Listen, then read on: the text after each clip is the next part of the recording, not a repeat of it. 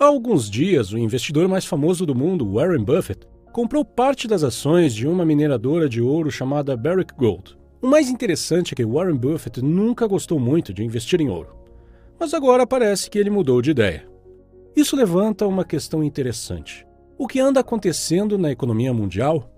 Por que grandes negociantes como Buffett e Ray Dalio estão começando a investir em mais ouro e prata? Nós também deveríamos seguir essa tendência? São essas perguntas que vou responder nesse vídeo, resumindo um artigo publicado por Ray Dalio chamado O Mundo Enlouqueceu e o Sistema Está Quebrado. Este artigo explica o quão crítica é a situação econômica atual e de que forma investir em ouro e prata pode te ajudar a sobreviver à iminente crise econômica mundial. Eu compro ouro e prata há quase 2 anos e acredito que todos deveriam fazer o mesmo para se proteger da estupidez dos governos. Você pode se perguntar como eu sei que esses metais terão um bom desempenho nos próximos meses e anos. Bom, é verdade que não tenho uma bola de cristal para ver o futuro, mas consigo olhar para trás e aprender com a nossa história. A história é uma bola de cristal. Quanto mais você estuda o passado, mais longe você consegue ver o futuro.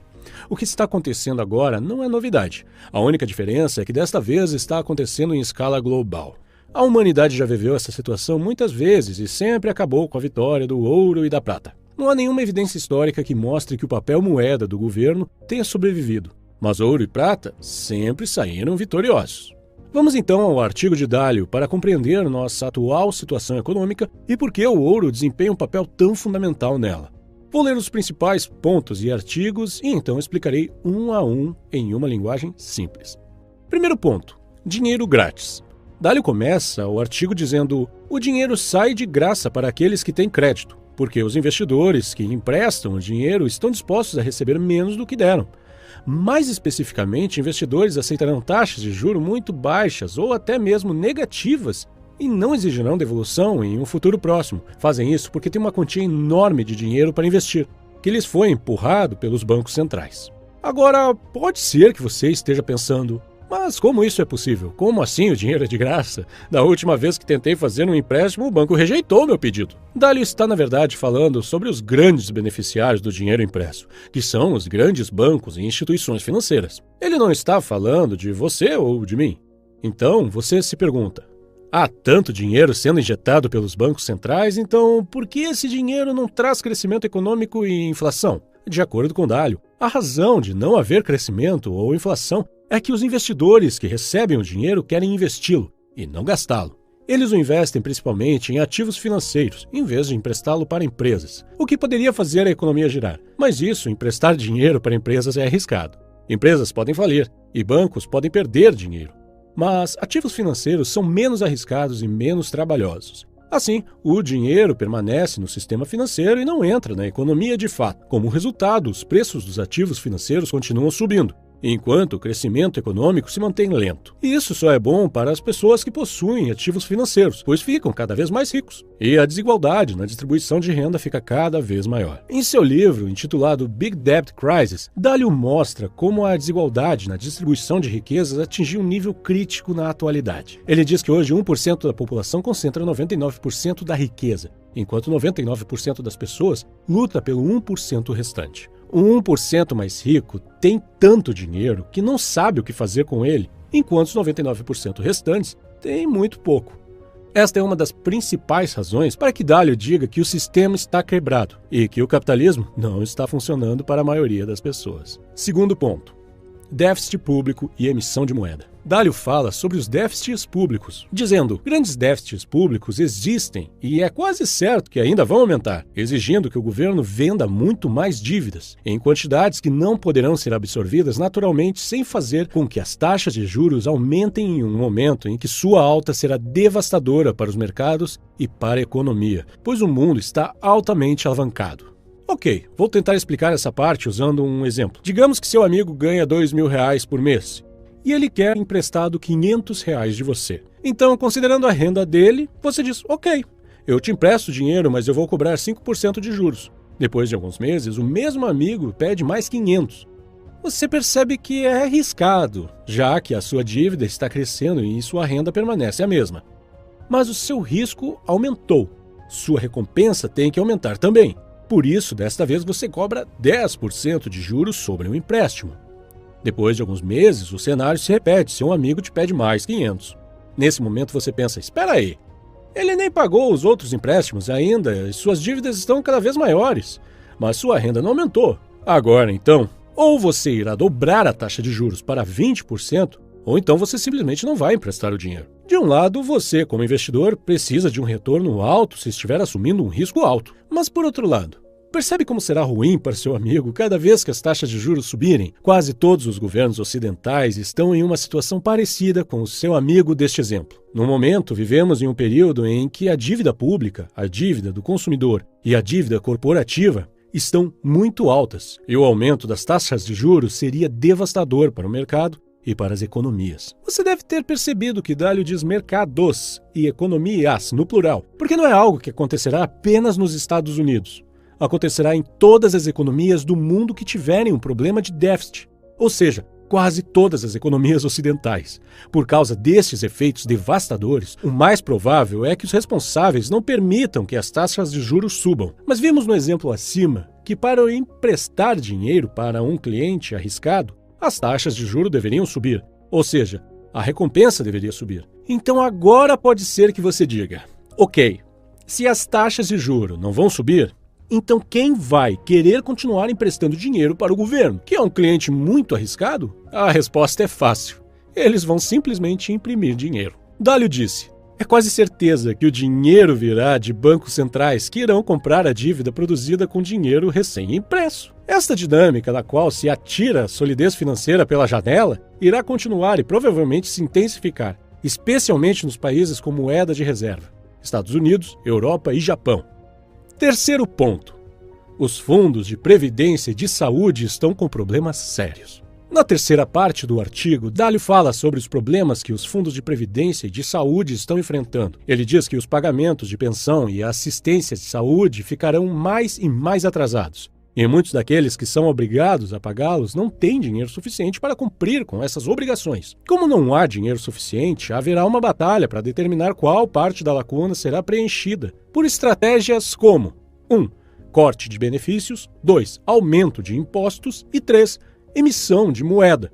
Mesmo que nenhum desses caminhos seja bom, imprimir dinheiro é o caminho mais fácil, porque é a forma mais sutil de criar uma distribuição de renda. Para explicar um pouco esta parte, Dalio acredita que as duas primeiras opções, cortar benefícios e aumentar impostos, não serão aplicadas porque influenciam uma grande parte dos votantes e é provável que gerem insatisfação e protestos. É por isso que o governo usará a terceira opção e imprimirá mais dinheiro. É mais fácil e menos chamativo. Quando emite moeda para pagar por suas dívidas, o governo está basicamente roubando de seus cidadãos. Digamos que alguém te deve R$1.000. Você está em uma situação ruim e precisa do dinheiro de volta. Se a pessoa não te contar que roubou dinheiro para pagar a dívida que tem com você, você não terá como saber de onde esse dinheiro veio, certo? A emissão extraordinária de moeda funciona de uma forma muito parecida. O governo sabe que as pessoas esperam que o dinheiro prometido chegue até elas e que elas não saberão se o dinheiro veio de impostos ou o dinheiro roubado, impresso. O governo dirá, eu prometi te pagar R$500 de pensão por mês, não foi? Aqui estão os R$500. Você irá pegar o dinheiro e ficará feliz que recebeu o valor total. Mas assim que for comprar algo, perceberá que agora R$500 não são mais suficientes para comprar nem metade do que você costumava comprar antes com o mesmo valor. O motivo pelo qual o governo pode imprimir dinheiro para pagar sua dívida com você é porque dívidas e outras obrigações financeiras exigem que os devedores paguem de volta apenas o dinheiro devido. Em outras palavras, a dívida é nominal. Deixe-me explicar com um exemplo, caso esteja tendo dificuldades para entender o que eu quero dizer com dívida nominal. Digamos que você tenha uma hipoteca fixa de 3 milhões para pagar em 30 anos. Depois de um tempo, a hiperinflação chega no país e os preços de todos os bens e serviços sobem, incluindo o preço da sua mão de obra. Mas a sua hipoteca permanece como está, porque a dívida é nominal. Se antes você gastava 3 mil por mês e durante a hiperinflação você passa a ganhar 1 milhão por mês, isso significa que em apenas 3 meses você será capaz de pagar sua hipoteca completamente. O banco basicamente acaba comprando uma casa para você. É claro que este foi apenas um exemplo simplificado e exagerado para uma situação econômica extremamente e bastante complexa. Minha intenção foi apenas mostrar como uma dívida permanece nominal e beneficia quem paga empréstimo quando há inflação. Hoje, os maiores devedores são os governos e os maiores responsáveis pela inflação também são os governos, o que significa que são eles quem mais se beneficiam com a inflação. Quarto ponto: empresas não rentáveis que vendem ações como se fosse papel. Investidores têm muito dinheiro para investir. Depois da bolha da internet, devido às histórias de sucesso das ações de empresas revolucionárias de tecnologia, mais empresas do que em qualquer outro momento do mundo da história têm tido facilidade para vender suas ações. Elas não precisam nem gerar lucro ou ter caminhos claros de obtenção de lucro para isso, porque podem vender sonhos para aqueles investidores que têm muito dinheiro e poder de empréstimo. Mais uma vez, Dalio não está se referindo a investidores como você e eu. Como todos os seres humanos, os investidores agem de acordo com um viés de recência, ou seja, eles acreditam que o que aconteceu ontem também acontecerá amanhã. Quando investidores veem empresas como a Amazon ou a Apple, eles pensam consigo mesmos: nossa, se eu tivesse investido na Amazon quando uma ação deles custava apenas R$10 ou R$15 em uma ação da Apple, eu poderia ter ganhado tanto dinheiro. E quando têm dinheiro para investir, investem nesse tipo de empresa, o que acaba impulsionando ainda mais o preço de suas ações. Quinto ponto: pegue meu dinheiro ou eu vou prejudicar a sua empresa. Há tanto dinheiro agora que, em alguns casos, os investidores de capital de risco estão empurrando dinheiro para as startups, que não querem mais dinheiro porque já têm o suficiente. Mas os investidores estão ameaçando prejudicar essas empresas, fornecendo suporte para seus concorrentes, caso não aceitem o dinheiro. Então, o que está acontecendo é que os fundos financeiros recebem grandes somas de dinheiro impresso que eles investem. Por exemplo, na empresa A. Mas a empresa A diz: não, já temos muito dinheiro, não precisamos de mais. E então eles dizem: você vai pegar o dinheiro, senão nós vamos investir esse dinheiro no seu concorrente. A empresa A então diz: eu não sei o que fazer agora, quer saber? Tá bom, vamos te vender mais algumas ações e pegarmos o seu dinheiro. Eles pegam esse dinheiro que veio de graça e compram de volta suas próprias ações, o que faz com que os preços das ações subam ainda mais.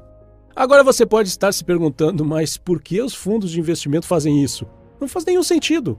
Faz sentido sim. Se você pensar no fato de que os investidores pagam comissão para os fundos e não vão querer pegar se o dinheiro não estiver investido. Além disso, fundos não podem ter uma grande soma de dinheiro em espécie. É por isso que Dalio diz que empurrar o dinheiro para investidores é compreensível, porque os gerentes de investimentos, especialmente os investidores de capital de risco e de capital privado, agora têm grandes montantes de dinheiro comprometido e não investido, e precisam cumprir as promessas que fizeram aos seus clientes e receber suas comissões. Finalmente, Dalio conclui o artigo dizendo: este conjunto de circunstâncias é insustentável e certamente não pode mais se estender como tem se estendido desde 2008. É por isso que eu acredito que o mundo está se aproximando de uma grande mudança de paradigma.